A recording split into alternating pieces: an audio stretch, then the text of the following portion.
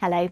After a rather wet and windy first week of January 2023, we're heading into the second week on a similar note. Unsettled weather on the cards through the week ahead, often fairly wet and windy, mainly rather mild for the time of year, although temperatures will fluctuate a bit through the next couple of days. But let's take a look at the expected rainfall that's going to be accumulating through this week. It's always going to be wettest in the west with our weather coming from the Atlantic, particularly for parts of Wales, for instance. There could be around 100 millimetres of rain falling here and for northwest England. Western Scotland, for instance, too. So the potential perhaps for some flooding, particularly in the west through this week. What will they be watching very closely?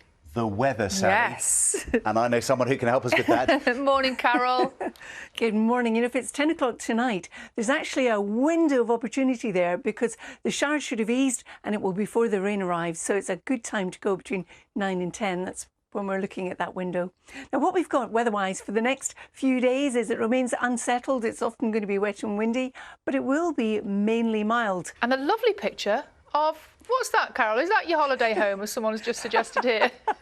Wouldn't that be nice? I wouldn't mind that at all, Sal. But it's showing, look at this, where it's going to be an unsettled week ahead. We're looking at wet and windy conditions at times, but mainly mild. We had a very cold week. Yep. Then we had a very wet week. Yep. What's the new week got in store? Carol can tell us. Good morning.